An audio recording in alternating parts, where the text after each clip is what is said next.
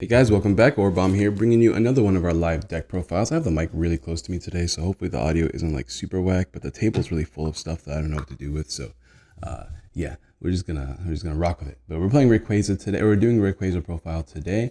I'm recording this one before the Latios one. I'm probably gonna upload the Latios one first though. But for now, we're gonna do Rayquaza first. I really do like Rayquaza. I think Rayquaza becomes really strong post format. And for the record, these things are only going for about $12 right now, so you might want to pick these up.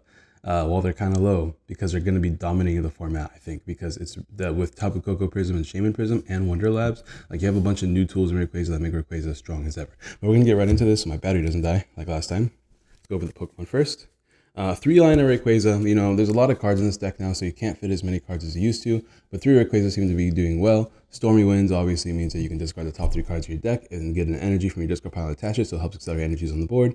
Dragon Break does 30 damage plus times 30 more, times 30 damage for each of the basic grass and lightning energies. Sorry, I had a little brain fart there. And then Tempest GX is a nice GX attack, letting you discard your hand and draw 10 cards, so it really helps a lot when it comes to setting up these stage 2s that you're playing.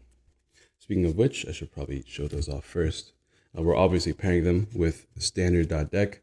We have a 3-line of Grubbin and 2 Vikavolt. I was wanting to play 3 Vikavolt, but you know, space is an issue. Vikavolt's letting you strong charge, putting two lightning and grass energies, or one of each, I guess. Putting 1 lightning and 1 grass energy from your deck to your Pokemon any way you like. It also is your non-GX attacker. Electro Power does 150. That's pretty nice numbers. You have to discard 3 at the same time, which is not a big deal because you can just recharge later. And then, as far as the other, and then a bunch of these other cards are just a bunch of 1-ups. I guess we'll go over the easy ones to remember first. We have 1 Marshadow, letting you use the effect. It's just pretty nice for disruption. Like Marshadow can straight win you games against a lot of different decks because they just get stuck. So Marshadow is good. We have our 1 Delmise here as our non-GX attacker to go. It's a more consistent non-GX attacker. Powerful spin, you just can't attack the following turn, but if you're able to switch between attackers, you should be fine. Giga Drain also can heal you. I found that to be a really nice math fixer in one of our games versus Latios and Latios. And now for the new stuff. We have one of the Tapu Koko Prisms. We talked about this in the what video was that? One of the videos. Ampharos video. But essentially, you can put it on your bench, remove it from play, and if you do, you can attach 2 lightning energies from your discard pile to 2 different Pokemon. So 1 lightning energy to 2 different Pokemon. You know what I mean? So it's actually a really good accelerator. And the cool thing is, it doesn't have to be a lightning type Pokemon. I don't think I emphasized that hard enough last time. You can literally just throw lightning energies into any deck, throw in a Tapu Koko Prism, and there you have a very small accelerator right there. So Tapu Koko Prism, very strong, very useful to getting an extra 2 energies on the board so that your attacks do more damage. Slight glare there, I do apologize. I'm going to try my best to avoid that section. I wasn't able to block some lights this time, so it is a little bit brighter in here. Shaman Prism, very good in this deck. It's literally just Rayquaza's attack, 30 times the amount of basic energies you have in play. Or I think it's energies, not basic energies. So 30 times the amount of energies you have in play. Although I could be wrong about that. The screen will have the text. So even if I'm wrong, you can see the correct text there. So it's essentially just Rayquaza, but as a non-GX attacker. It's a Prism card, Star card, and it's not as easy to charge up because you need 2 grass energies on it. But I guess manual attachment grass or 2 Vikavolt on the board will take care of the things for you. So that's all it really is to you, just an extra nuke. And then something I'm trying. I've been seeing a lot of Japanese lists play this. I haven't really managed to pull it off in any of our games. But Venusaur Celebi Prism. It's a 270 HP basic, so you have a really nice tanky basic that can do damage. That's the main reason. But we're mainly using it for the GX attack because this deck does go through its resources quite fast. 180 damage, and if you have an extra grass energy attached to it, you can shuffle all the cards in your discard pile back into your deck. So you essentially just put everything back into your deck, which is really nice. Energies, rare candies, literally everything. It's all back in your deck. So it's a really nice late game attack. It does 180, so it can take Okos. And it's 270 HP, so it's going to be very difficult to knock out. So I do like this card a lot in this deck as a nice little addition. I'm going to try to avoid that area. And of course, we have 2 Lele's as well, because what is a deck without Lele's? Just kidding. But still, this deck needs Lele's because you do play Mysterious Treasures, which grabs you your dragons and your psychic type Pokemon. So there's that. Some of these sleeves are not going to match because I'm going between decks because I was taking this deck apart for the next game because I don't have time to do these live deck profiles immediately after recording because I have to go home, and at home I only have like about an hour or 2 window of nobody being home so I can actually record this. But let's see, I guess it's a stadium. I didn't even organize these yet. What's wrong with me? Oh, I did. I just organized them backwards. That's awkward. Anyways, let's go over the items. 4 Ultra Balls, standard. Let's see the other stuff here. Here it is. 4 rare candies. Now, I could see you arguing to cut one of these since we do play Volkner in this list, just for extra space for stuff. But like getting that turn 2 Vicable is so important that I just have not wanted to cut them out yet. So that's why we are playing 4 rare candies.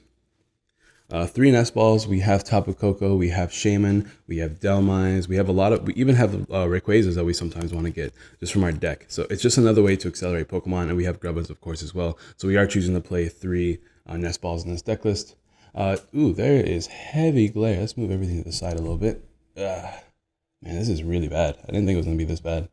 But, you know, it's to be expected. All right, let's see if I can... It's just like, it's awkwardly placed, too. I would move my camera, but once again, I don't have a lot of space on this table. 2 Mysterious Treasures. Just discard a card, get you dragons. Get you your dragon or psychic type Pokemon. Obviously, it's the engine of this deck. Here's where things are a little bit weird, right? 1 switch, 1 stretcher. Not too weird, but having switch is just nice in this deck because everything has heavy retreat costs. And in this GX heavy format, or this tag team GX heavy format, you don't really want to lose your damage output. You have to be hitting up to like 240, 270. And if they do play Muscle Pad, you have to be hitting 320. So saving as many energies as you possibly can is very important. So that's why we're playing the switch here. And then here's where the things are kind of controversial. Energy recycle system. There's arguments to not play this and just play energy recycler instead, because energy recycler can shuffle 5 back into your deck, while this can only shuffle back 3. But the versatility of this card is why we're playing it. Sometimes you just don't have a manual attachment. Late game happens, you don't have enough energies, but you need that 1 extra energy attachment. I can't tell you how often that happened on our Latios Prism match, where like sometimes you just don't hit 250 that turn. Sometimes you need that 1 extra energy to hit that number. So energy recycle system gives you the little versatility of not only shuffling back in 3 so you can strong charge, but also shuffling back, putting 1 into your hand if you need to have that 1 manual attachment you might need for that game. So energy recycle system, I'm opting to play it. I can see arguments for not playing it and for playing, what's it called? They're playing energy recycler instead. Either or thing, I think it works perfectly fine, either or really. But let's go ahead and move on to the stadiums. We have 2 Lysander Labs. There's no Choice Band in this deck list. I can see arguments for playing Choice Band over Lysander Labs, but Lysander Labs is just a good card. It turns off things like Wishful Baton, which a lot of Pika ROM decks are playing right now. It obviously bumps Shrine. And it turns off Choice Band, which a lot of like these non-GX decks really need Choice Band to take knockouts on your Rayquazas. And your Venusaur, like your Venusaur survives a lot of attacks without Choice Band on board. Like, I don't know if you guys saw it, but in Latios, every time they had Lysander Labs, I was never able to OHKO a Venusaur Celebi tag team. So Lysander Labs does its job, but I can see the argument for replacing them with Choice Band so you hit more damage versus these tag team Pokemon. And then we have 1 Wonder Labyrinth Prism. Of course, I'm going to have the information on the side, but this means all Pokemon except for Fairy type Pokemon have to attack for 1 colorless more.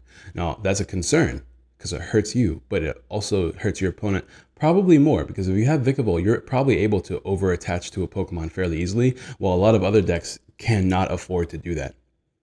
Plus, the more energies on the board, the better it is for you, because you're a Rayquaza deck. So Wonder Labyrinth is actually kind of interesting in this deck, and I think it's really strong. Just that small disruption makes a huge difference. You guys saw in that game that I wasn't able to use my Latios GX attack to win me the game because they put this deck card down and I wasn't able to use the secondary effect of my GX attack. So very, very strong in this deck. I do like it a lot. We're going to go ahead and move on to the supporters here. Also, be prepared to see this deck again in the expanded version, because I am going to do 1 expanded game, because I know sometimes people ask me for that, of like post-format cards, you know what I mean? So let's go over these 4 Cynthias, standard stuff, draw supporter, 2 Lilies, because more draw support. 6 draw support seems pretty good, especially since you're thinning your deck by quite a bit. I guess we should probably talk about these first, huh? Because these should have gone directly under Cynthias, and now it looks ugly, but it's fine. 4 Guzma, because you want to be taking knockouts every turn, so 4 Guzma is nice. Also, it's a lot harder for your opponent to like Guzma up a Pokemon that's really heavy. That would force you to force you to attach energies and retreat them instead. So having 4 Guzmas is nice. And of course, 2 Volkners. Once again, let's avoid this glare. Let's just put the Volkners right here. 2 Volkners gets you a lightning energy and an item from your deck. You mainly want to get the item, but getting the lightning energy can sometimes be good as your manual attachment for a turn. And as far as the energy count goes, fairly simple. We are going to be playing Let's see. Sorry for any background noise you might hear, guys. Let's put them over here where there's less glare. 6 lightning energies, and 7 grass energies. We're playing 7 grass energies because you're probably going to be using Tempest GX the most, or Venusaur GX's GX attack the most. So you want more grass and lightnings. There's an argument to have another lightning energy just so you can use your Tapu Koko Prism's ability easier. But for now, this seems to be a pretty good number. Although I am considering cutting maybe something. I don't know what I would cut, but I would cut something for an extra lightning energy. I would have to take a look at this deck again, play it some more, figure out what cuts I would like to make. Remember, these are some of our first drafts. We've only played about 10 games at max, but like usually by the 10th game, we've made all the changes. We play another game, we see if we like them, and then we just profile them. So that's gonna be the deck list, guys. Let me know what you guys think in the comments down below. Let me know if you're excited about playing Rayquaza again, or if you're bummed out about it, because Rayquaza did rule the format for a little bit. So I can understand some people going like, ugh, Rayquaza coming back again. But there are some people that are diehard Rayquaza fans. I think Rayquaza having all these brand new awesome Prism cards does make Rayquaza good again. Let me know what you guys think in the comments down below. Don't forget to drop a like because it greatly supports me. Answer the comment question today being that question I just asked just there. And for a chance to win a couple of codes, of course. Don't forget to subscribe if you want to see more of our Lost Thunder content. And I'll see you guys next time. Peace.